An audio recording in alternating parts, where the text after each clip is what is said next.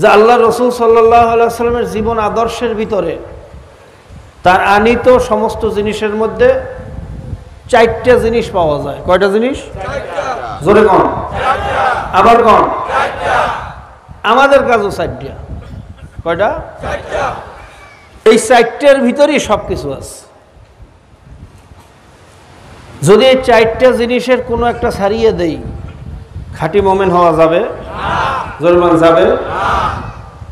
আর যদি এই 4টার কোনো একটাকে অস্বীকার করি, এর বিরোধিতা করি, তাহলে ঈমান নিয়ে কবরে যাওয়া যাবে? এখানে একটা মাসালা মনে রাখতে হবে, আমল না করলে সে ফাসেক। সে কি? গুনাহগার। গুনাহ অনুযায়ী শাস্তি ভোগ করিয়া হয়তো বা একসময় আল্লাহ কবুল করলে জান্নাতে যাওয়ার আশা করা যায়। আর যদি কোনো আমলকে অস্বীকার করে, কোনো আরকান আহকামকে অস্বীকার করে, তার বিরোধিতা করে, ছোট্ট হোক বড় হোক, সাধারণ সুন্নাত হোক, মেসওয়াক হোক, টুপি হোক, দাড়ি হোক, যদি এরও বিরোধিতা করে তাহলে ঈমান থাকে না, কাফের হয়ে যায়। কথা বুঝাইতে পারছি? আমাদের সমাজে অনেকে দাড়ি রাখে না, কিন্তু দাড়ির মোহাব্বত তার ভিতরে আছে। কথা হয় না? দাড়ি রাখে না এই জন্য সে ফাসেক, গুনাহগার। কেন? দাড়ি হইল শেয়ার ইসলাম। কি কথা ঠিক না? দাড়ি ছাটা কামানো দোনোটাই হারাম। যদি তার ভিতরে দাড়ির মোহাব্বত থাকে কিন্তু পারিপার্শ্বিক কারণে দাড়ি রাখে নাই, সে গুনাহগার। আল্লাহর কাছে মাপ না চাইয়া কবরে গেলে, মাপ না নিয়ে কবরে গেলে শাস্তি ভোগ করতে হবে, এরপরে জান্নাতে যাওয়ার আশা করা যায়। কথা ঠিক না? কিন্তু খোদা না খাস্তা যদি দাড়ির বিরোধিতা করে, কত কেন দাড়ি নিয়ে টিটকেরি মারে, টুপি নিয়ে টিটকেরি মারে, জোরে কন, মনে থাকবে সবাই। আমল না করলে ফাসেক, বিরোধিতা করলে কত হয় না। আমাদের কাজ আল্লাহ রসুলের আনিত সব জিনিসকে আঁকড়াইয়া ধরা। আল্লাহ রসুল যে জিনিসগুলো নিয়ে আসছেন, 4টা জিনিস ওলামায়ে কেরাম বয়ান করে থাকেন, আপনারা শুনবেন। 1 নম্বরে দাওয়াত। 1 নম্বরে কি? 2 নম্বরে তালিম, 3 নম্বরে তাসকিয়া, 4 নম্বরে জিহাদ ফি সাবিলিল্লাহ। আমাদেরও কাজ 4টা। কয়টা? জোরে কোন। দাওয়াত দেওয়া লাগবে। কি লাগবে না লাগবে না? যেমন আপনারা এখানে আসছেন, কি দাওয়াত ছাড়া আসছেন? এই দাওয়াত পাইয়েই তো আসছেন। এটাও একটা দাওয়াতের ভালো পদ্ধতি নাকি? যদি আরো অনেক পদ্ধতি আছে, এটাও একটা। এই পদ্ধতির মাধ্যমে মানুষ দিনদার হয় না, হয় না? 1 নম্বর কাজ হইল। এখন 2 নম্বর, তালিম দিয়ে শিক্ষা দেওয়া লাগবে। কোনটা ফরজ, কোনটা ওয়াজিব, কোনটা সুন্নাত, কোনটা হারাম, কোনটা মাকরু তানজিম, কোনটা মাকরু তাহরিম যদি নাই জানেন তা আমল কেমনে করবেন? কথা ঠিক না? কাজে প্রয়োজনীয় ইলম শিক্ষা করা প্রত্যেকের উপরে ফরজ। কথা মনে থাকবে? যতটুকু ইলম আমলের জন্য প্রয়োজন, এতটুকু ইলম অর্জন করা প্রত্যেক নর নারীর উপরে ফরজ। 3 নম্বরে তাসকিয়া। 3 নম্বর কি? তাসকিয়া কারে কয়? অন্তরকে পবিত্র করা, খোদা ভীতি অর্জন করা। ছোট্ট একটা উদাহরণ দিলে বুঝবেন তাসকিয়া কাকে বলে। ওমর ফারুক রাদিয়াল্লাহু তাআলা আনহু জামানায় তেনার অভ্যাস ছিল রাত্রবেলা একা একা বের হয়ে যাইতেন। জনগণের কি অবস্থা, কার কি মনের কথা, কার কি ব্যথা, এটা নিজের চোখে দেখার জন্য, নিজের কানে শোনার জন্য একা একা নিজেই বের হয়ে যাইতেন। কি সুবহানাল্লাহ কইবেন না? তেনার শাসন এরিয়া ছিল 2.25 কোটি বর্গ মাইল। কত মাইল? বাংলাদেশের এরিয়া হইল 56,000 বর্গ মাইল। আর ওমর ফারুক রাদিয়াল্লাহু তাআলা আনহু একা শাসন করতেন 2.25 কোটি বর্গ মাইল। 400-500 বাংলাদেশের চেয়ে বড় জায়গা। তার মতো বাদশার অভ্যাস ছিল নিজে নিজে রাত্রিবেলা বের হয়ে যাওয়া। আর আমাদের দেশের রাজা বাদশার অবস্থা কি? কথা বলেন। যদি এমপি মন্ত্রী হইতে পারে, বোর্ডের আগে ঘরে ঘরে যেয়ে পাও ধরে। কি কথা ঠিক না?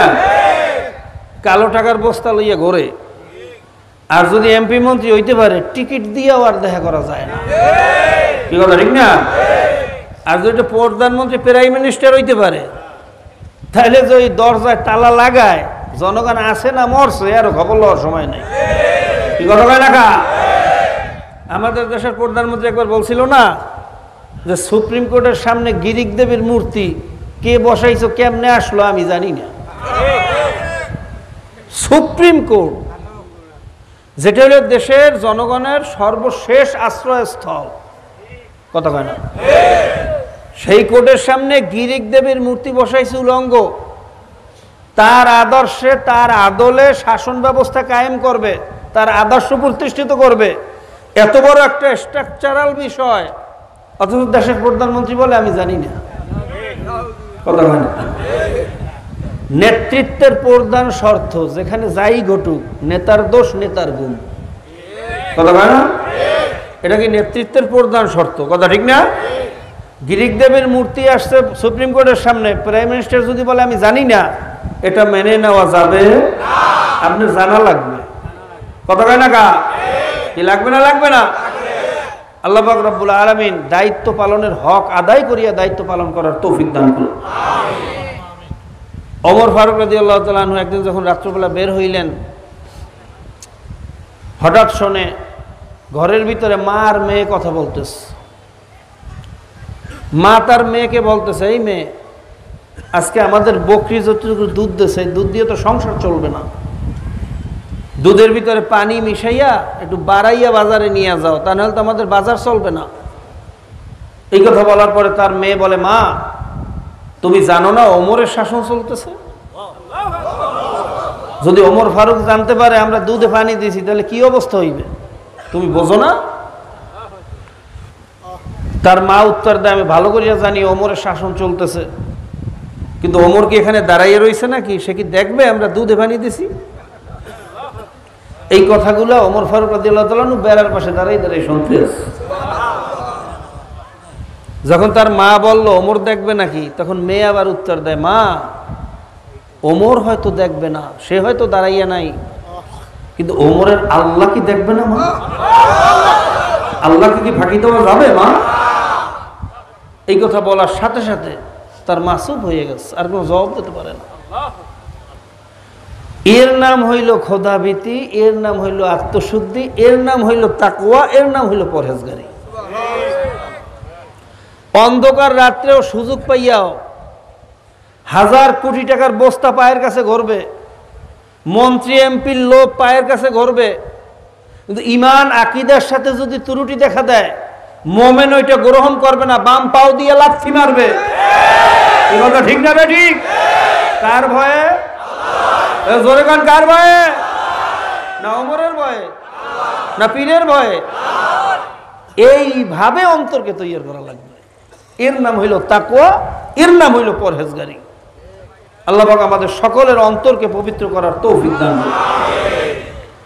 তা যে কথা বলতেছিলাম, 3 নম্বরে কি কইছি? 4 নম্বরে কি? জোরে গান। এটা কি করা লাগবে না? লাগবে না? কেমনে করবেন? পিছন দিয়ে পিটান দিয়ে মাথা ফাটাইয়া লাইলেন জেহাদ করি, কথা হয় না? মসজিদে বোমা ফাটাইয়া জেহাদ, এটা কি জেহাদ না ফাসাদ? জোরে গান। নিরীহ মানুষের উপর আক্রমণ করার মতো কোনো জেহাদ কোরআন হাদিসে বালাগাতে ফাসাতে কোথাও আছে? কথা হয় না?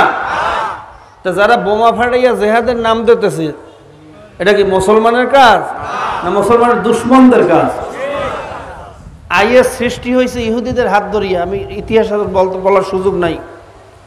হিলারি ক্লিনটন সে চ্যালেঞ্জ করছিল, ট্রাম্প নির্বাচনের সময় চ্যালেঞ্জ করে নাই, পত্রিকায় আসছে, যেই হিলারি ক্লিনটনের হাতে আইএস সৃষ্টি হয়েছে, আইএসকে যে আশ্রয় প্রশ্রয় দেয়, যে মদত দেয়, সেই হিলারি ক্লিনটনকে আমেরিকার জনগণ ভোট দিতে পারে? ট্রাম্প এই বক্তব্য প্রকাশ্যে দেয় না, হিলারি ক্লিনটনের কোনো প্রতিবাদ করতে পারছে? কথা হয় না? পারছে? তা আইএসকে তো তারা সৃষ্টি করছে, তারা মদত দেয়, নিরীহ মানুষকে হত্যা করিয়া মুসলমানদের উপর দোষ চাপায়। কথা ঠিক না? ঠিক। এটা কোনোদিন মুসলমানের কাজ হইতে পারে না। আপনারা জানেন আইএস একবার একটা পরীক্ষা কেন্দ্র বা চেকপোস্ট বসাইছে, সেখানে পরীক্ষা করিয়া করিয়া মানুষ ছাড়তেছে। যার পরিচয় পায় মুসলমান তাকে ছাড়িয়ে দেয়, যার পরিচয় পায় অন্য ধর্মের তাকে ধরে জবাই দেয়। নাউজুবিল্লাহ কইবেন না? এরকম কোনো আদর্শ ইসলামের মধ্যে আছে? অমুসলিমরা দেশে থাকবে না? তাদের জানমালের নিরাপত্তা কিভাবে দিতে হবে এটা কোরআন হাদিসে নাই বিধান? কথা হয় না? তো এরকম পরীক্ষা কেন্দ্র বসাইছে। তো ওই লাইনের মধ্যে একজোড়া দম্পতি ছিল খ্রিস্টান। এটা কিন্তু আমার কথা না, পত্রিকার কথা বলতেছি। তখন স্বামী স্ত্রী লাইনের মধ্যে, স্ত্রী বলতেছে, স্বামী আজকে তো জীবনের শেষ, আজকে তো আর উপায় নাই। স্বামী বলল, হুতাশ করিয়া লাভ নাই, হয়রান হইয়া তো আর কোনো লাভ হবে না, ধৈর্য ধরো দেখি কি হয়। স্বামী পিছনে, স্ত্রী স্বামীর সামনে, স্ত্রী পিছনে যাইতেছে। যখন তাদের পালা আসলো, স্বামীকে জিজ্ঞেস করে, তোমরা কি মুসলমান? বলে হ্যাঁ আমরা মুসলমান। তোমরা কি স্বামী স্ত্রী? বলে হ্যাঁ আমরা স্বামী স্ত্রী। বলে ঠিক আছে, একটা কোরআনের আয়াত পড়ো। খ্রিস্টান মানুষ জীবনে তো কোরআন উল্টাইয়াও দেখে নাই, বিপদে পড়ছে না? পড়ে না। কিন্তু ওই লোক ছিল চালাক, সে করল কি, বাইবেল থেকে একটা লাইন শুনিয়ে দিল। আর এই চেকপোস্টে যে পরীক্ষা করতেছিল সে বলে যাও খালাস। নাউজুবিল্লাহ। পার হয়ে যাওয়ার পরে স্ত্রী বলে, স্বামী তুমি তো কোরআন জানো না, তুমি যেটা পড়িয়া শুনাইলে আমার তো মনে হয় এটা বাইবেল থেকেই বললা, কিন্তু আমাদেরকে কেন ছাড়িয়ে দিল? তখন স্বামী বলল যে আমি যতটুকু ইসলাম সম্পর্কে শুনছি এবং জানছি, এইভাবে চেকপোস্ট বসাইয়া নিরীহ মানুষকে হত্যা করা এটা কোনোদিন ইসলামের এই বিধান হইতে পারে না। আমার বিশ্বাস ওরা ইসলাম সম্পর্কে কিছু জানে না, ওরা কোরআন সম্পর্কে কিছু জানে না, ওরা মুসলমানের কোনো সন্তান না, ওরা মুসলমানদের দুশমন। এই জন্য আমি বাইবেল থেকে পড়িয়ে শুনাইছি, আর ওই মূর্খের দল আমাকে ছাড়িয়ে দিচ্ছে। পত্রিকা আসছে, কি কথা ঠিক না বে ঠিক? কাজী অতর্কিত হামলা করিয়া নিরীহ মানুষকে আক্রান্ত করা এটা ইসলাম পছন্দ করে না। ইসলাম মানে তো শান্তি, সকল ধর্মের জন্য শান্তি, সকল মানুষের জন্য শান্তি, হিন্দুর জন্য শান্তি, মুসলমানের জন্য শান্তি, মানুষের জন্য শান্তি, কুকুরের জন্য শান্তি। কি কথা ঠিক না বে ঠিক? ওমর ফারুক রাদিয়াল্লাহু তাআলা বলছিলেন, আমার শাসন আমলে যদি একটা কুকুরও না খাইয়া মারা যায়, আমি ওমরকে আল্লাহর দরবারে এর জবাব দিতে হবে। বিনা প্রয়োজনে একটা পিপিলিকাকেও মারা শরীয়ত বৈধ মনে করে না, একটা গাছের পাতা ছেঁড়াকেও বিনা প্রয়োজনে শরীয়ত বৈধ মনে করে না। কি কথা ঠিক না বেঠি? জিহাদের নামে যারা এই সমস্ত তাণ্ডব করতেছে, সরকারি সন্ত্রাসী কার্যকলাপ চালাইতেছে, এটা কোনোদিন জিহাদ না, এটা মুসলমানের কাজ না, এটা হলো ইহুদি খ্রিস্টানদের ষড়যন্ত্র। কি কথা ঠিক না বেঠি? জিহাদ করতে হবে স্থানকাল পাত্র ভেদে, আল্লাহর জমিন, আল্লাহর দ্বীন বাস্তবায়নের জন্য যেইভাবে আপনি চেষ্টা করবেন ওইটি জিহাদের অন্তর্ভুক্ত হইবে। কি কথা ঠিক না? আল্লাহর জমিন, আল্লাহর দ্বীন বাস্তবায়ন করার চেষ্টা করা লাগবে না? লাগবে না? কথা হয় না? সবাই কথা কয় না। ভাইরা 10 সাবজেক্টে পরীক্ষা দিলেন, একটা আপনি সব সাবজেক্টে 99 পাইলেন, একটা পাইছেন 0, পাস না ফেল? কতক্ষণ? আর 10 সাবজেক্টে পরীক্ষা দিয়েছেন, গড়ে 33 করিয়ে পাইছেন, কতক্ষণ? সামনের ক্লাসে পার হইয়া যাওয়ার সুযোগ আছে, কিন্তু এক সাবজেক্টে যদি ফেল করেন সামনের ক্লাসে যাওয়া যাবে? যাবে। নামাজে পাশ করলেন, রোজায় পাশ করলেন, হজে ফেল করলেন, পাস না ফেল? কথা হয় না? হজে পাশ করলেন ভাইয়া, জাকাতে ফেল করলেন, পাস না ফেল? জোরে কর। জাকাতে পাশ করলেন ভাইয়া, দিন প্রতিষ্ঠিত করার ব্যাপারে আল্লাহর জমিন, আল্লাহর দিন বাস্তবায়ন করার পরিবর্তে কাফেরের আদর্শ বাস্তবায়নের চেষ্টা করলেন, পাস না ফেল? জোরে কর। বর্তমান জমানায় অধিকাংশ মুসলমানের সন্তান এদেরকে দেখি আমরা গণতন্ত্রের জন্য জীবন দেব। কি জন্য? কথা বলে না। গণতন্ত্র কি জিনিস? আব্রাহাম লিঙ্কন গণতন্ত্রের ব্যাখ্যা দিয়েছে, government by the people, of the people, for the people. যার অর্থ হলো, এক কথায় যার অর্থ, সকল ক্ষমতার মালিক হলো জনগণ, সার্বভৌমত্বর মালিক জনগণ, আইন দেওয়ার মালিক জনগণ, সব হইল জনগণ মিললে যেটা পাশ করবে ওইটাই জায়েজ। যেমন আমেরিকায় জনগণ মিললে পাশ করছে লিভিং টুগেদার জায়েজ, বিবাহ বহির্ভূত সহ অবস্থান। সেখানে জেনার পরিবর্তে যদি যারও সন্তানও হয় তাতে কোনো দোষ নাই, জায়েজ। কথা বলো। বাংলাদেশে যেমন আইন আছে, মদ খাইতে মনে চায় বারে যাও, জায়েজ। জেনা করতে মনে চায় পোরস কোয়ার্টারে যাও, জায়েজ। সবাই নাউজুবিল্লাহ কেন?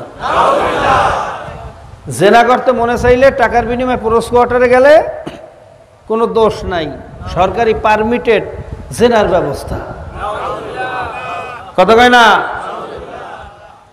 এই আদর্শ যারা লালন করে, এই যদি কেউ প্রতিষ্ঠিত করার জন্য চেষ্টা করে, তার ইমানের অবস্থাটা কি?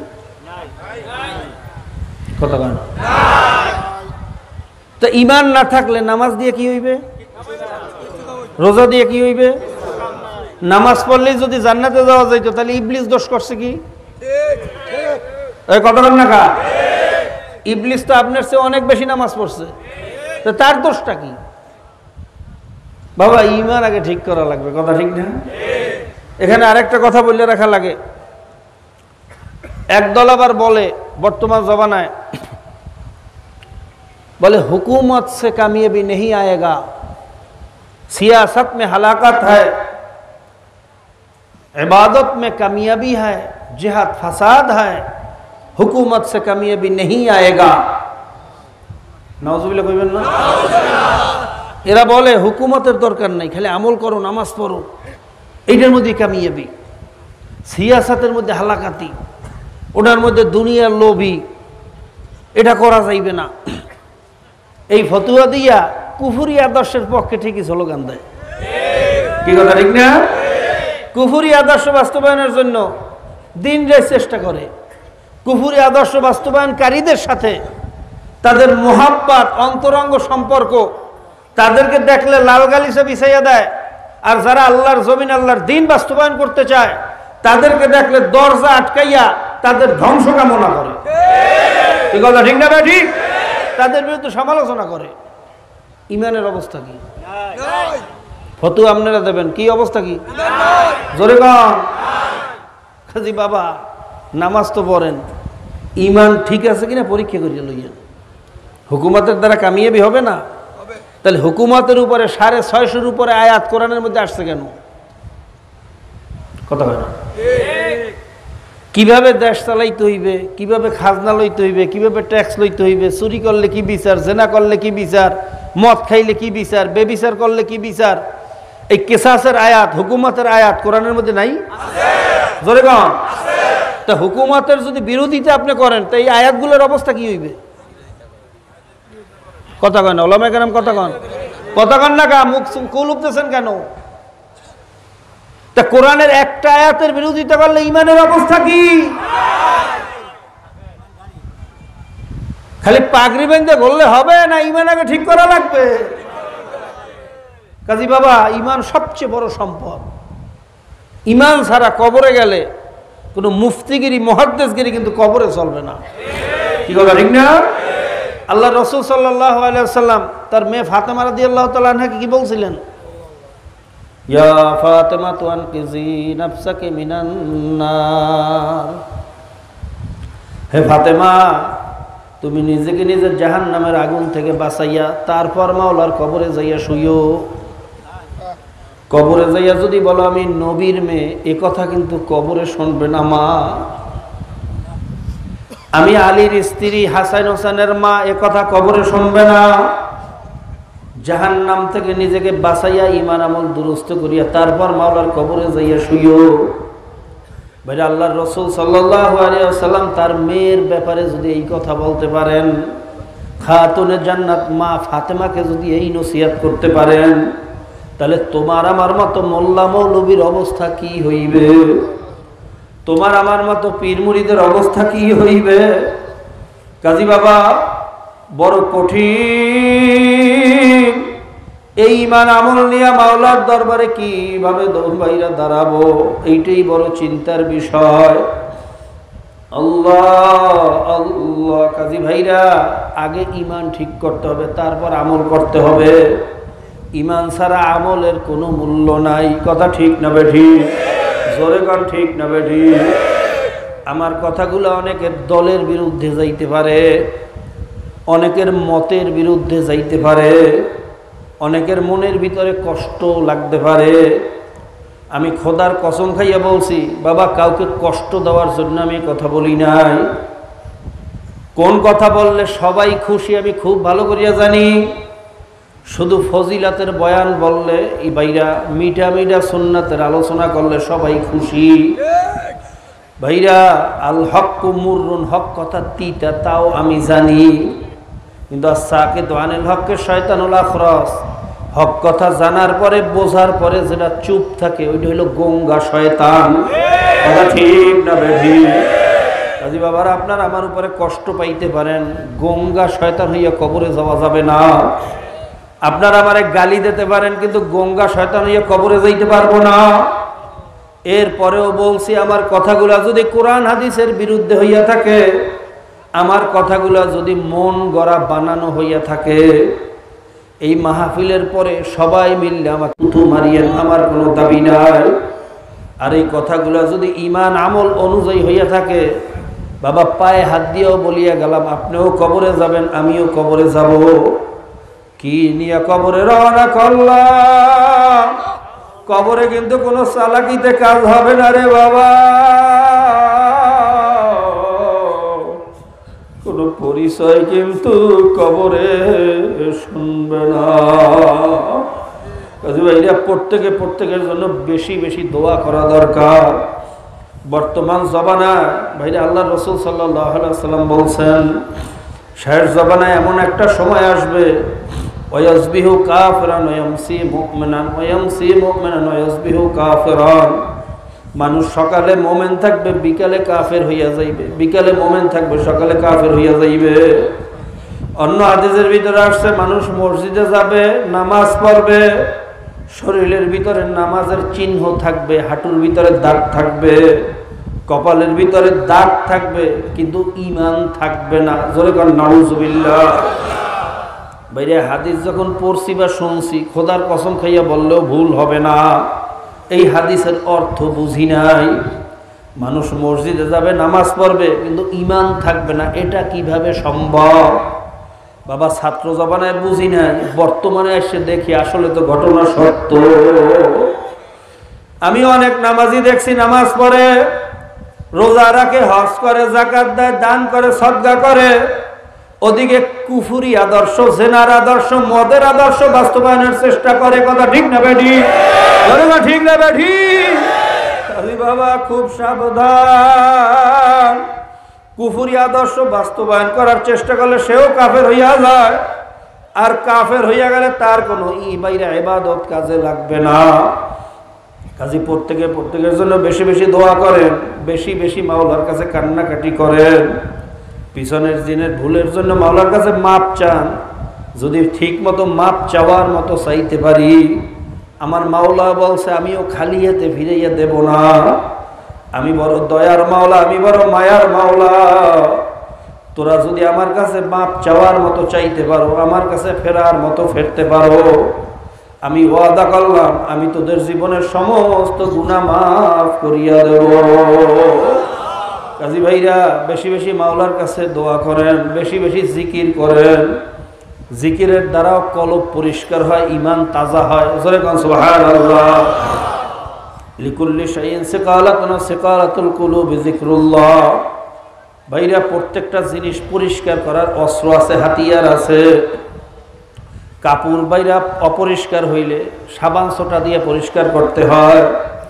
লোহার ভিতরে জং লাগলে রেত দিয়া সিরিজ কাগজ দিয়া পরিষ্কার করতে হয়, ঠিক তদ্রূপ তোমার আমার গুনার সাথে সাথে কলবের ভিতরে একটা কালো দাগ পড়িয়া যায়, আমাদের কলবটা নোংরা অপরিষ্কার হইয়া যায়।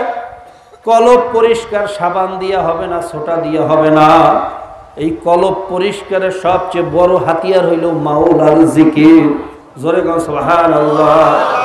এই জন্য এই তরিকায় সকাল সন্ধ্যা জিকিরের উপরে খুব বেশি গুরুত্ব দেওয়া হয়। ভাইরা জিকির যদি ঠিক মতো করতে পারি আল্লাহর ফজলে মরা কলব ভাইরা তাজা হইয়া যাইবে। কাজে আর আমাদের নাইবে আমিরুল মুজাহিদিন আসবে, ভাইরা মারিফাতের বয়ান শুনাইবেন। তার আগে আমরা মোহাব্বতের সাথে একটু মাওলার জিকির করব, এমনভাবে জিকির করব, কলবের মধ্যে এমনভাবে জরব লাগাবো, জবানে বলবো লা ইলাহা ইল্লাল্লাহ, দিলে দিলে খেয়াল করবো আল্লাহ বাদে কেহ মাবুদ নাই।